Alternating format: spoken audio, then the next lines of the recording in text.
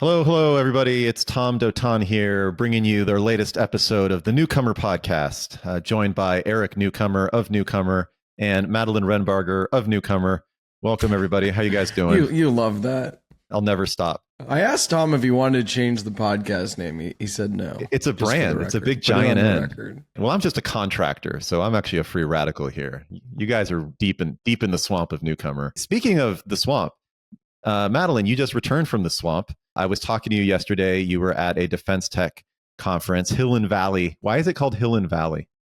So let me clarify, it was co-hosted with the Hill and Valley Forum, but it was actually called Winning the AI Race, which was a new conference also co-hosted with the All In podcast. So I want to clarify for the brand's sake, a different event. But it's called Hill and Valley because it's, the merger of, DC, the Hill, and the Silicon Valley coming together. Capitol Hill, Silicon Valley. Oh, yeah. See, I was thinking... Right? No, I'm not smart in that way. And I actually, I was racking my brain because there are some like Chinese-based private equity firms called like Hill House Capital and stuff, and you never know what that means. I thought this was some weird permutation of that, but no.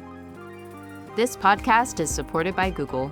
Hi folks, Paige Bailey here from the Google DeepMind DevRel team. For our developers out there, we know there's a constant trade-off between model intelligence, speed, and cost. Gemini 2.5 Flash aims right at that challenge. It's got the speed you expect from Flash, but with upgraded reasoning power.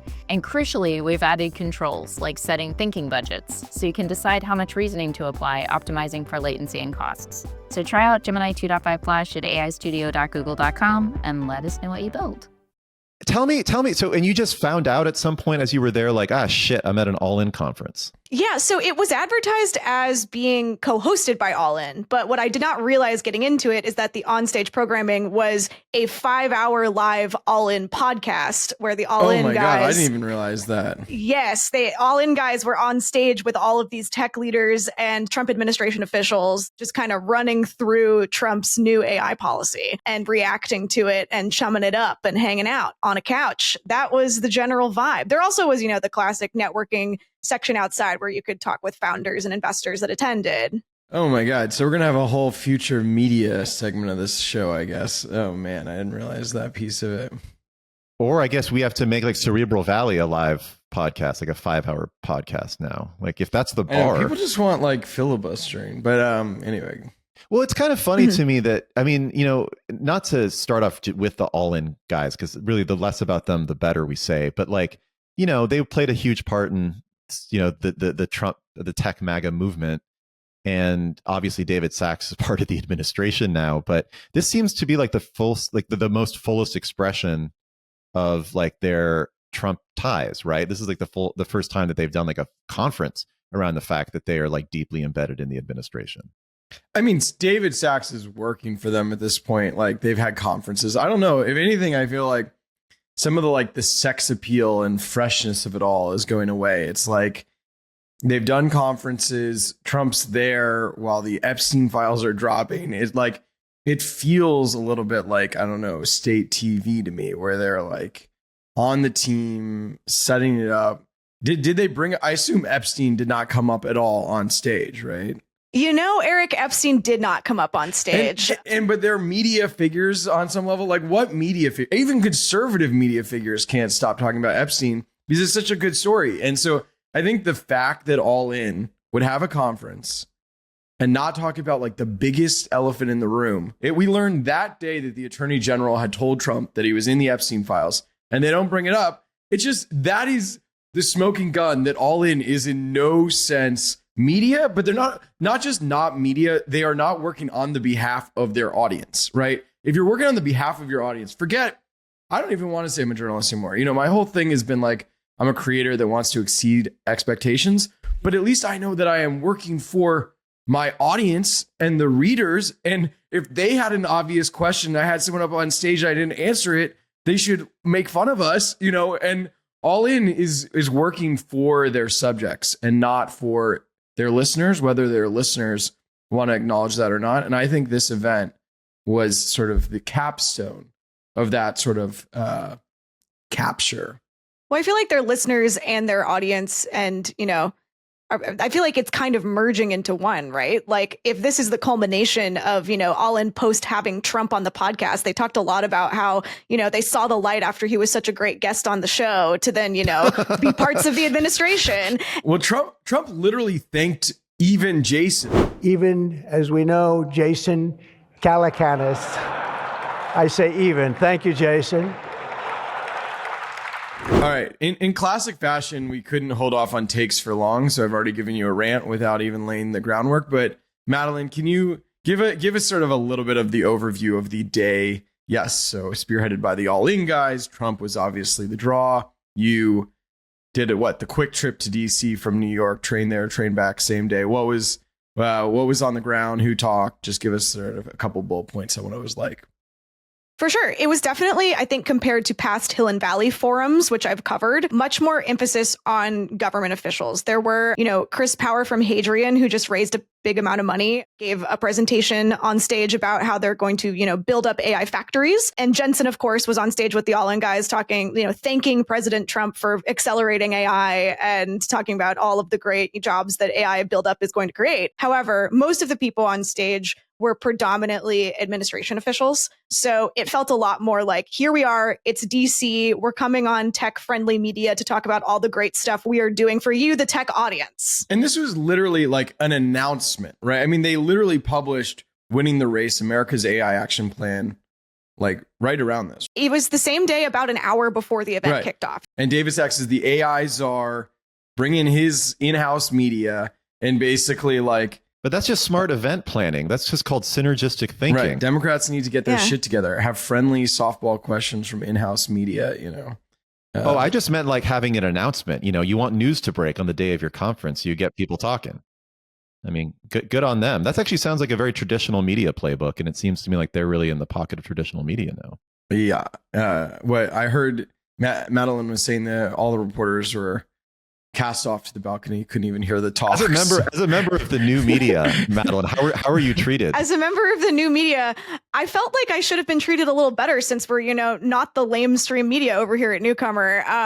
The press area was a little bit separated off from the main auditorium up on a second level. They didn't really want us coming down to the main level to, mingle with people unless we were in the lobby, grabbing coffee and stuff. So I do feel like the media was kind of in attendance, but not really participating in the same way as past events that I've attended. You should have like a flak, like the press, flak jackets that they get like when they're embedded people. I feel like you could get a separate one that says Substack on it, and they just treat you a little different at these events. I think I should have gotten special treatment because we're a Substack newsroom. I think we are the independent media that they want to have covering this. We're breaking the mold. Substack needs to have his own advocacy org.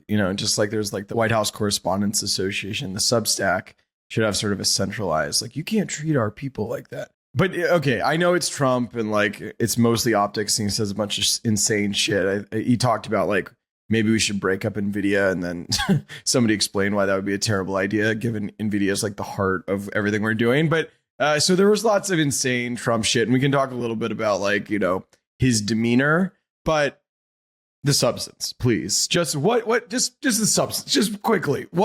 What actually happened? Like they wield all the levers of power, like all of them. Like what are they doing? Yeah, I mean, they had on stage the vice president and the president of the United States. What are they doing? Yeah. Like what are they doing? Not saying like what is going to happen.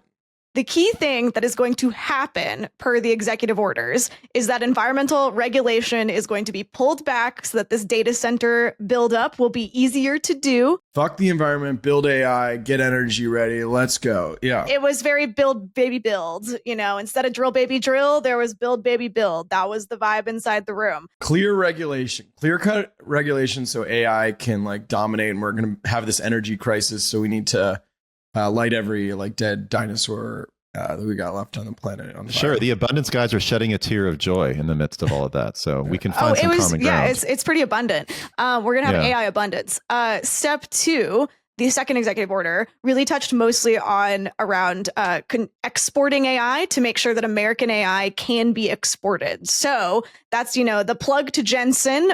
We're not going to totally clamp you down with export controls. After all that China fear mongering, it's like actually after creating tariffs and saying isolationism is the path to American success on AI, somehow they've conned Trump into saying, actually, America's AI succeeds if we can sell it everywhere. So it's embedded even in China. We want NVIDIA chips in China because otherwise it's going to be Huawei. We are globalists and internationalists on AI, and then randomly on like manufacturing cars and any industry that doesn't have a great lobbying firm, we're isolationists. It makes zero sense. Oh, that's totally the policy. Well, I was going to say, too, I think what was really just, the tell of all of this was that during Trump's speech, he bragged about all of the tariffs, making jokes like, there's too many countries. I have to do deals with all these countries. And, touted his recent Japan deal. But then, of course, with AI, it's like, cut it loose, let it go, because that's, American soft power ruling the world, or else China AI will take over. So I feel like there were the inconsistencies in the policy really kind of popped off throughout the day. Have you just paid a little bit of attention? I obviously believe in some environmental regulation, but I think clear cutting regulation to build AI is good. I think if you buy into the super growth mindset that we need to do this in the China race, it certainly is good. I do think that the extent that they want to cut it is definitely, no gloves at all, just build, drill. But we're going to be helping China now. We're selling them NVIDIA chips. Like, I don't think it's about like the war with China. Like, I don't buy it at all. But we're also beating them. Sure, we're beating them. We're giving them the tools to undercut us and steal. I want to cooperate with China. So I have no problem with it. Godspeed. But the idea that it's going to help us beat China by giving them the chips that they need to deliver the stuff doesn't make sense to me. But also the export ban wasn't working. Like the whole thing ended up being, they were getting in there through like Indonesia and like various Southeast Asian countries. Like you saw with DeepSeek that they were plenty capable of building like competent, high quality models, largely on chips that had been smuggled into the country. So all it was really doing was hurting American chip manufacturers, which is why Jensen was kind of pushing them to, hey, don't lock this in this way. Can I ask quickly, because I saw the tweet, I didn't dig more into it. Why did he want to break up NVIDIA? What was the argument there? Why were they scary to him? I might be misremembering, but it felt like it was like an NVIDIA. Who are those guys? What are they doing? Oh no, they're it's American. Like there's some okay. Asian guy that runs it. That's no good. Break that thing up. It's like, you can't tell me that there wasn't at least an initial thought by Trump that like they're a Chinese company.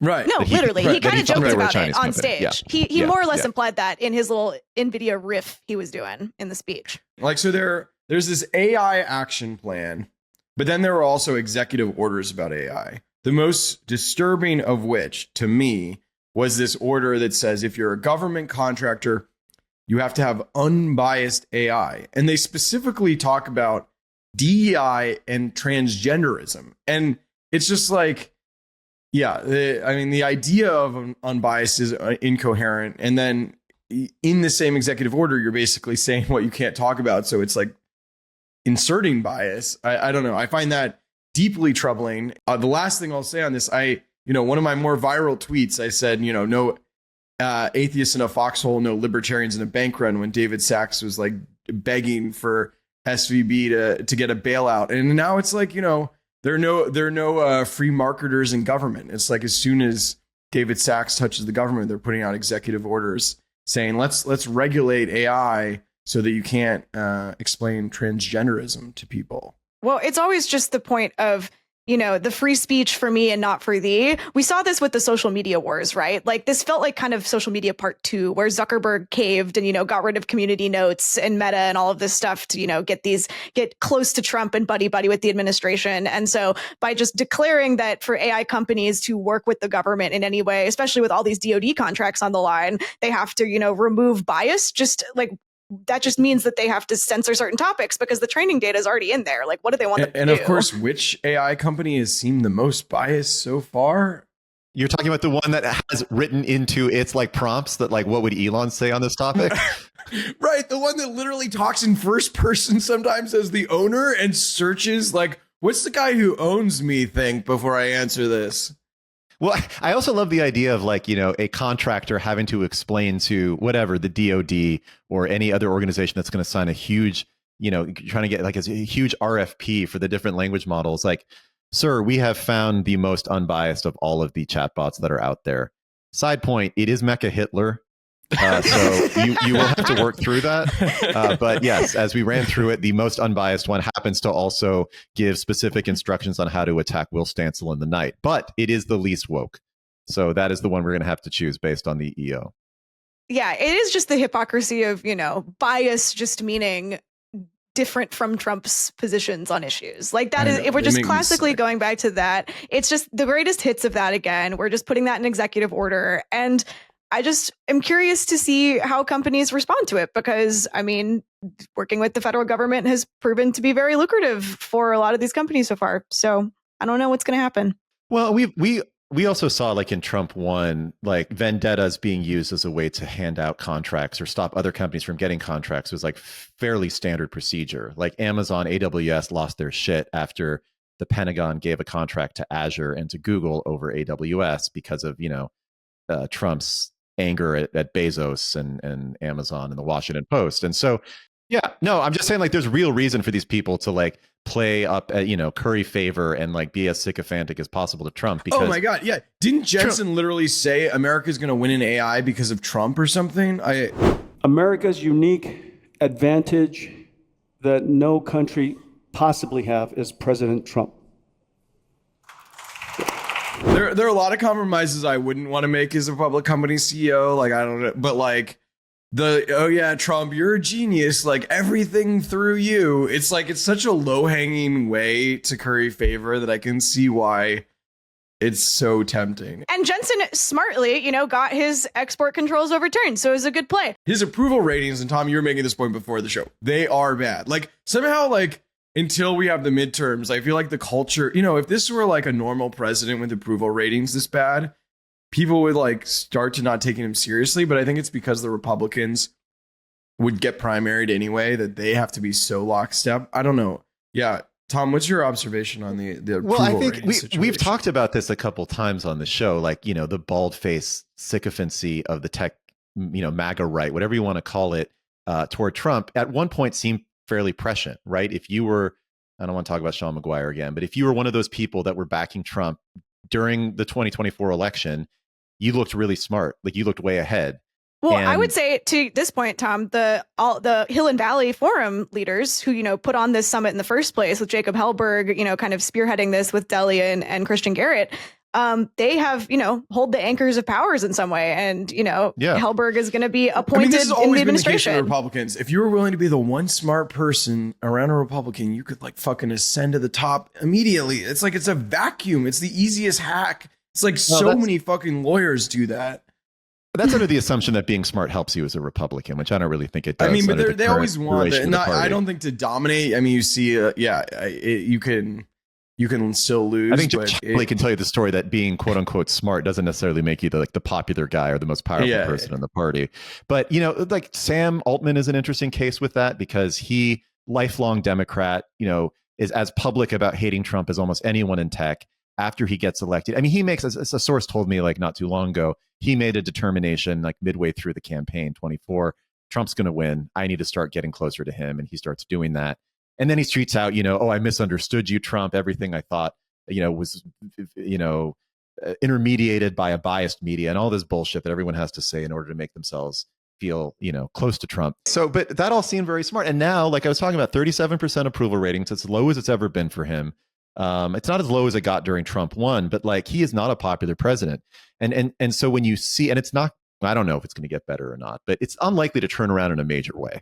And so when you see the same rhetoric from the tech crowd supporting him, like Jensen saying, we couldn't have done it without you, Trump. The big advantage that we have is that we have Trump but no one else does. It's so blatant as to what's going on here. You're not tapping into a zeitgeist. You're just trying to get the best possible deal for your company. You're trying to line your pockets. And that's fine. That's business. It's gone like that forever. They want to get rich. They want the companies to do well, and that's their job. But I do think they also want to see.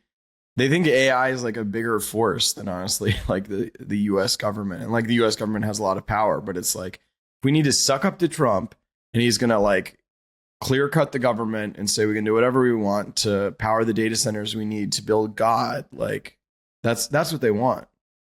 And Eric, to your point, I think that is what they want. And I feel like they've really got it. Like, I was, commenting like all this point about, Trump being low energy and like, the Epstein story breaking while he's on stage. Like none of that seems to really matter. They got the order, like it's been the path has been cleared. Well, it'll matter electorally, but like they're willing to just like, well, yeah, we won't talk about any of that. Just like, we'll say you're awesome. Like give us our clear cutting and like, let's go forward. Right. The action plan is already out. The orders are already signed. Like, they're good to go.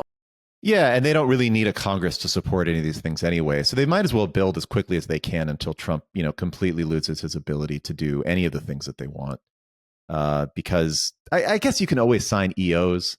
No one's really going to stop you from that. And I don't even know how. I mean, is it clear actually, as you're talking to people there, like whether or not these executive orders were going to do all that much? I mean, there's a lot of posturing with these things.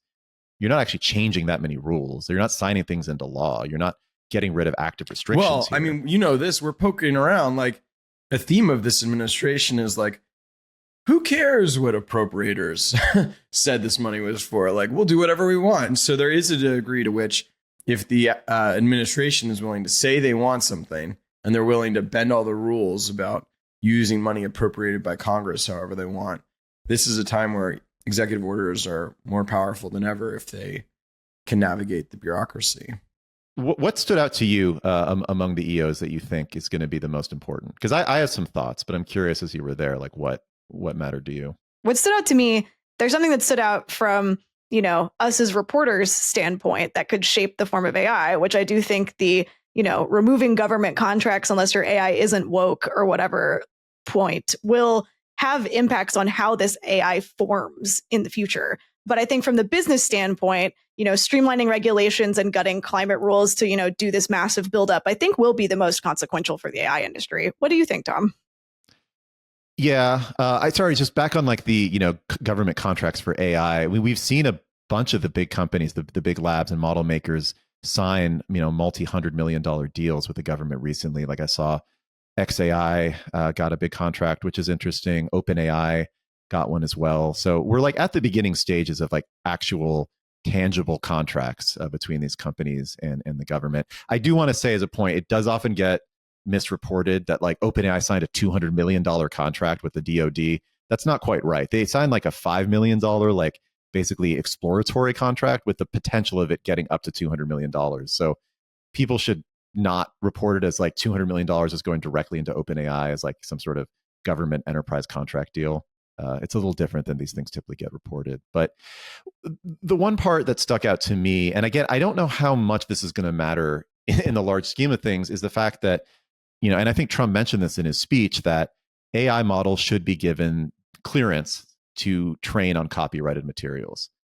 And it's a huge issue right now that's playing out really literally in the courts over, when all of these models were built, ChatGPT's models, GPT-4, whatever, Anthropic's models, they basically ingested the entire web and, published materials in order to train on these things. And as the New York Times is currently suing right now, the New York Times, because it was trained on their content, should be compensated for the information that they created that was later used to create these models, which are obviously now hyper competitive with traffic to all of these news sites. And I also saw there was it like a Gallup, or was it like a Pew poll or a Pew study today that showed that traffic has declined substantially to a lot of news sites based on the AI overviews that Google does.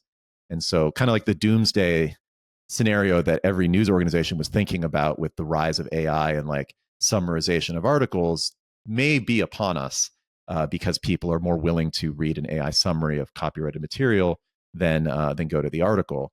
But I got super into this topic like over the last couple of days and was talking to people about it, because if you talk to, journalists or certainly the lawyers who are representing the New York Times, they believe like a grave injustice is been done here right now. That the fact that, these models were trained on New York Times copyrighted materials, like fucked everything up for everyone, and they deserve money for it.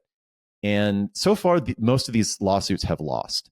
Like Meta recently just won, a case against this. And it's a really fascinating conversation and like discussion about what does it mean to consume and create material, and the history of the copyright. And like when Google created its algorithm for its search engine, it was also ingesting the entirety of the web, creating cached pages of the internet and creating some sort of content, if you want to call a search result content on top of that, that had specific effects on the websites.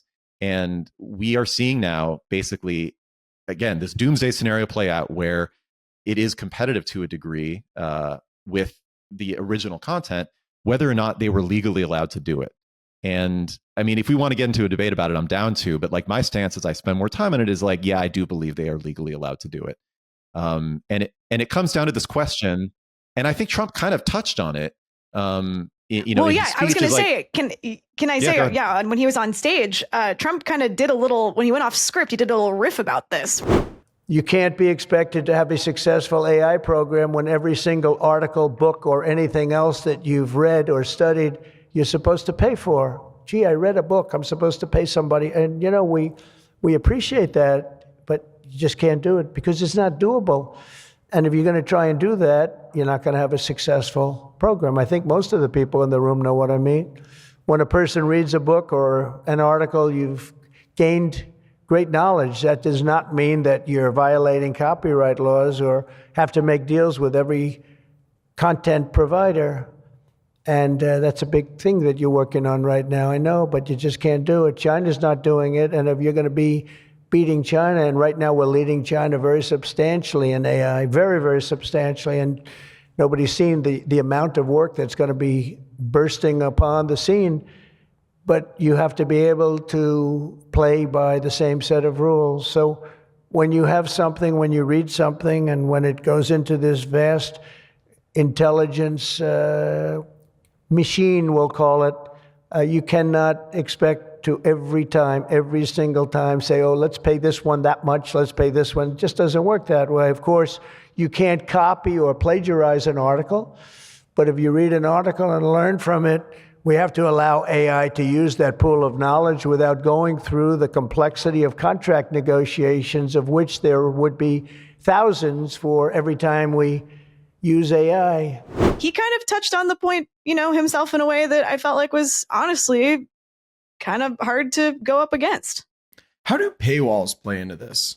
Like, is there just how much? I don't actually know the particulars. Like, how much is their argument that the information was behind a paywall? I think if, this gets into like the robot.txt construction of websites, which basically allows the robots to scan the pages. I'm pretty sure stuff that's behind a paywall is still probably scannable by the robots. And so that stuff does get ingested. The New York Times had set it up so that it was scannable because they wanted search results. Yeah. The same way that it can get scanned by, the web crawler also allowed these models to be able to ingest the content on these pages. The way someone framed it to me, which I was really interested in, was like, the core of the question is really, do robots have the right to read? Like, are they allowed to go to these websites and read and learn things? And is the thing that they created by reading it competitive with it? Is it transformative or is it derivative? If it's derivative, it's competitive and it's a violation of copyright. If it's transformative, it's something new. And I mean, these are the questions that are going to be playing out probably in front of the Supreme Court. But I should be allowed to say who can read my stuff, right? And like, if I have a paywall. Would you be fine with your like newcomer stories not showing up in a Google search because you don't want it to be able to? But why can't I draw a distinction and say I'm okay with Google and I'm not okay with you, and like, you're allowed to do business with whoever you want? Like, I'm okay with businesses where they're trying to link to me and get people to come to me, and not okay with businesses where they're trying to replace me and summarize me. Like, I don't know. It's a free market. I can do business with who I want. So to me, I would sort of push more on the sort of like, should OpenAI have paid to access the stories? Well, people, Anthropic did it in their own way. They literally bought physical books and scanned them and then destroyed the original material. Which that seems like it's nature probably of the a most. Book. I mean, a book, right. It's like, yeah, you get it. You can do whatever you want. You can, consume it. Physical media, you have the right to consume it once you own it. I don't know how it's going to play out. I mean, again, like every single lawsuit has lost or been thrown out thus far. I think the New York Times probably has the strongest one going right now, just because they're the New York Times. They probably have the best lawyers to advocate for it. But I imagine this is going to reach the Supreme Court. It like hurts my heart. It's like a hard, like on the one hand, you know, if AI is going to succeed and AI is like clearly important, our models need to be able to like scroll, you know, consume all this information, and like they're going to be of national importance, and like China is clearly doing the same. So just on a pragmatic level, like clearly we need them to basically consume everything and higher quality information. But I'm certainly sympathetic to people who created all the valuable information, saying, I created this world historically important thing. Shouldn't I get money out of it? And I do think a lot of the value in these AI models, the techniques, everybody's been able to copy the technique, and people who came up with the technique are some random researcher. You know, a lot of the value in the models is the actual underlying knowledge that's been accumulated by, you know, a bunch of different companies. My worry about this though is that if it does get to a point where you basically just have to compensate all the creators of content in order to use their material to create a model, there are companies that can pay for it. They're just giant tech companies. And we're leading towards a world where the only people that would be able to build models are ones that have the tens of billions of dollars that you would maybe need to pay off the creators to do it. And that's fine. We're kind of already there anyway, but it destroys the possibility of ever there, you know, of open source models. And I think obviously they're not very big right now, the open source community compared to the proprietaries. But if you believe in that, and I think a lot of people in the internet world do have that as their core belief that open source matters, this seems to set an extremely high bar monetarily to build these sort of things. And I think that's a bad thing. Just to add on to that, in the OpenAI action plan, you know, that they were touting all day yesterday, there was a provision around protecting open source. And a lot of founders that I spoke to said that that was a really important win for little tech for them so that they could continue operating. So, oh yeah, that's a key thing. I mean, honestly, in some of what Trump is doing is what he's not doing. You know, it's like the Biden administration trying to come up with rules and say, if you're a model this size, we're going to track you. And now they're being expressly pro open source. You know, there was much more. It felt like in the Biden administration, the Anthropics and OpenAIs of the world were trying to sidle up to the administration and say, you can trust us, part of the deep state liberal machine. Don't trust the sort of Wild West open source models. And clearly under Trump, it's like, okay, open source is sort of that capitalistic, let everybody compete spirit. And so that's another part of what they announced. Yeah. So Eric, earlier you mentioned Dario Modi, CEO, co-founder of Anthropic, also Cerebral Valley guest at one point, all these things and more on his LinkedIn. He recently sent an internal memo to the staff at Anthropic saying that they are planning to, or in discussions to take some money from the Middle East. Where was it specifically? Was it Qatar or? Qatar definitely is one of the major sources. I forget if he called out a specific country. Yeah. And, you know, it seemed like he was a little sheepish about the whole thing, or at least defensively explaining it, saying, listen, we did not intend to take money from the Middle East. And he literally says, like, you can't just have good people benefit from your success if you want to be a big company. Yeah. He's teaching us about the way the world works. He basically gives us the Ned Betty speech from Network about how the world works and how you need to kind of accept the primordial powers of the universe. It is like capitalism sort of at its essence. You know, I like capitalism, but there is a certain like, oh man, like our job is to do this. You look at the trade-off, you know, we need to raise money. Money is money. Like I mean, this is just one of many compromises that Dario has had to make as the CEO of Anthropic. And if you remember the history of this company, he broke off from OpenAI because he was pissed off about taking money from Microsoft and it kind of polluting this effective altruist mission of the original company and the nonprofit. And then he goes off, and lo and behold, there's a shitload of money that can be made, and also it costs a lot of money to make these models. And you know, he goes off and raises as much as almost any other company other than OpenAI, and now realizes that like when you need to keep raising this level of money, there's really only one place that you can do it, and that's the Middle East. And so the guy is like pretty experienced at compromises. And it's funny that he's even like trying to, you know, explain it away when it's like, I mean, I don't have any objection to him taking money in the Middle East. I think the sort of capitulation is interesting to interrogate. To me, it's interesting right now, just like thinking about Trump's executive order, right? If we're counting on companies to have backbone and say, I guess we won't sell to the government, we're going to have to sell out our values on, thinking about what the results the model produces. This is not a sign that the companies will keep their backbone, right? They're like, well, our job is to chase the almighty dollar, and the government is an important contractor, and this is a small capitulation about a topic that is not central to the model, like whatever, the money sort of swamps the principle. And so I do think, it's the classic, like you give up one principle and slowly you find yourself giving them all up.